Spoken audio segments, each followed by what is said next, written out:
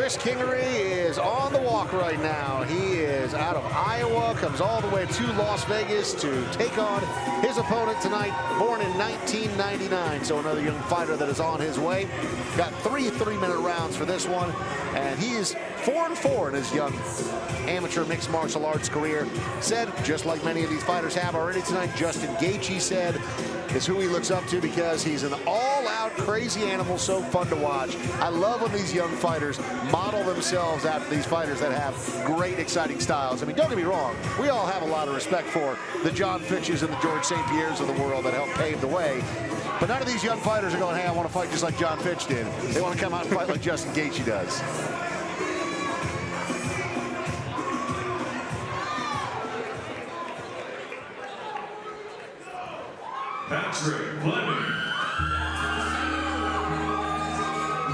Patrick Fleming, 10 years the senior of his opponent, 2-1 in his amateur MMA career.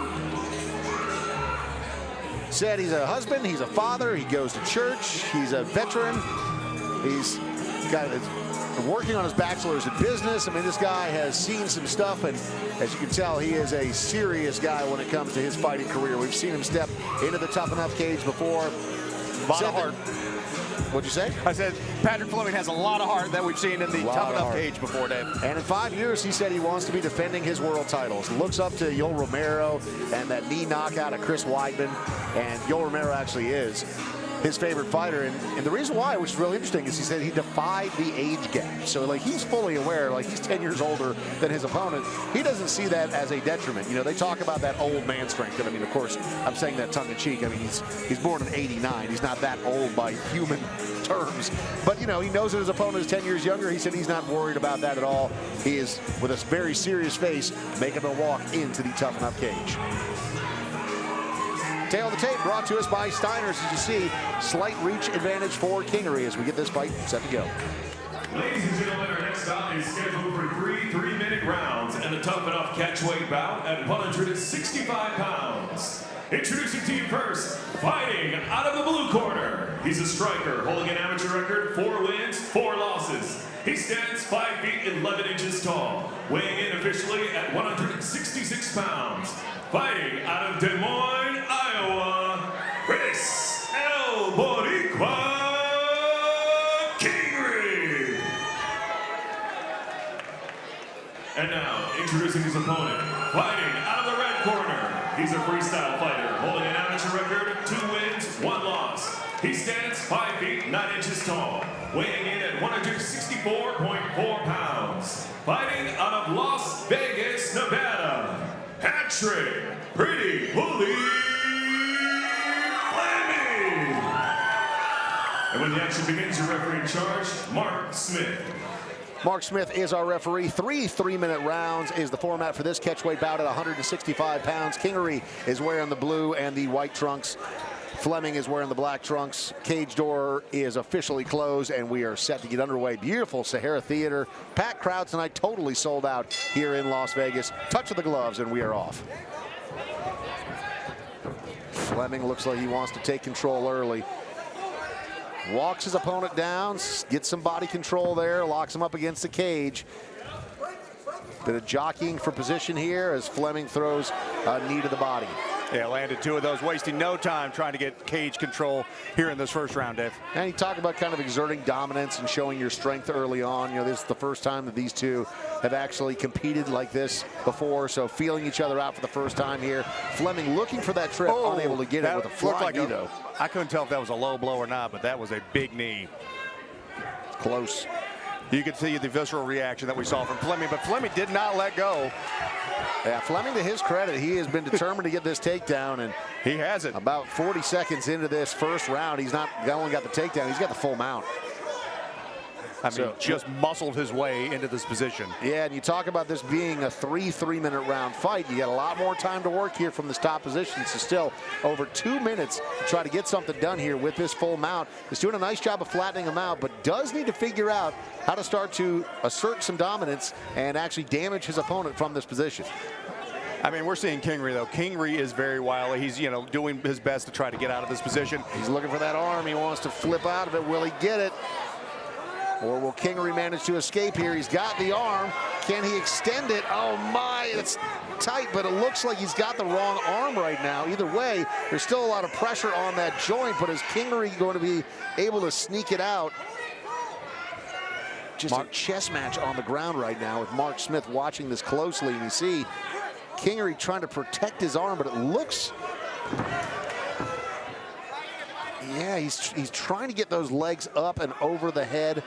Now he looks like he's trying to transition. He's still got the arm. Great transition there from Fleming, though, again.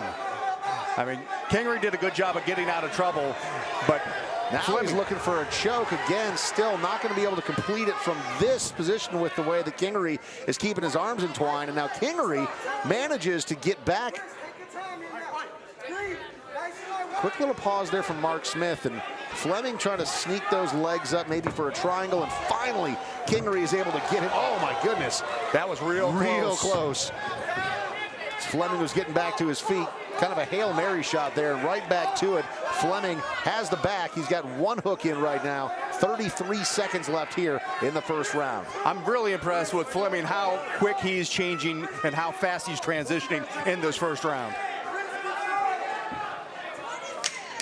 And constantly looking for something. This is a man who is determined in this round. Final seconds of round number one, and Fleming throws a couple of last punches for good measure.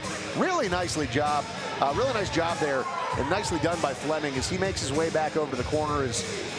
His team is telling him he's doing a good job, and I would tend to agree. But I mean, to his credit, Kingery very, very tough on the ground. Wiley, you know, was in some tough positions, but did a great job of getting out of those as well. And we're looking at the replay here from round number one. As you see, this is what it was all about. It was Fleming looking for that takedown and getting it, constantly threatening on the ground. There you see Kingery finally getting out of it. That was the kick right there that we were saying was very, very close to being an illegal kick, because as he was standing up, he got that kick to the head, very, very close. But the referee, Mark Smith, who, as we said, is one of the best in the game, not calling that a foul, so letting the fighters continue on. But there's got to be an answer here in round number two from Kingery, because as far as imposing the will goes, Fleming definitely did that in round number one, but clearly burned a lot of energy as well. So can that pace keep up? Had an extra minute to work with. We'll have another extra minute to work with in the second round. Will that be a plus or a detriment? We will find out, Dave. Fleming kind of gives me some much bigger, cooler looking Floyd Mayweather vibes, doesn't he? Like just kind of his demeanor. He's had a smile on it, or well, not a smile. He has not cracked a smile a single time. That's what I mean. Like, he's very serious. Maybe it's the facial hair. I'm not exactly sure what it is. And there you see Kingery as well, wiping up a little bit of water that made its way into the cage. And here we go. Round number two is underway. Ooh.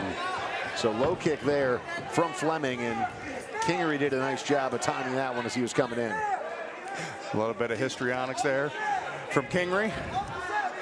Kingery looking pretty fresh here in round number two.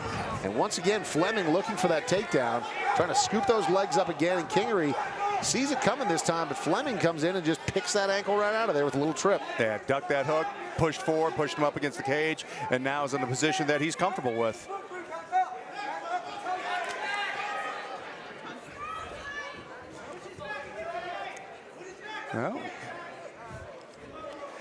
Well, Kingery, you know, even though he's from bottom position here, you know, they're stacked up against the cage, which is always a little bit tough. He's trying to get that choke and ends up just giving up on that, as didn't have it connected on the other side. And so Fleming ending up back in top position here. You know, he's in the half guard right now. Let's see if he's able to advance again to the mount, which he was able to do pretty seamlessly in round number one. And Kingery looks like he may be getting close to giving up his back here if he's not careful from this position. He's trying to sneak those hips out, though. Referee Mark Smith telling him, so let's see some action, or I'm going to change or stand you guys up. And we see some action there from Fleming. Yeah, Fleming, now he's got him flattened out as well. He's landing some big punches, and Kingery, you know, eating him, not really able to defend himself much. And that is the end. He says, yeah, I'm 10 years older than you. Age is just a number. I'll come in and I'll get the job done tonight. And Patrick, the pretty bully Fleming, does exactly that here at Tuff-N-Uff. Great job. 1.5 rounds. Came out, had a plan, stuck to it. Just, I mean, heavy, difficult to deal with, constantly pressuring, big takedowns, threatening with submissions. Looking at the replay here, Mahoney, walk us through what you're seeing. Dave, I mean, what we saw from Patrick Fleming this whole fight was just non-stop pressure, and it paid off. You know, what we saw here at the end, you know, just pounding out Kingery. Mark Smith doing the right thing, making sure that the fighter's safety is paramount. No need for him to take an excess amount of damage. Great stoppage there. And Patrick Fleming going to be walking away victorious here shortly. Here's Justin Bernard. Ladies and gentlemen, after 1 minute, 29 seconds into round number 2, referee Mark Smith calls a stop to the fight for the winner by TKO via strikes, Patrick Pretty Police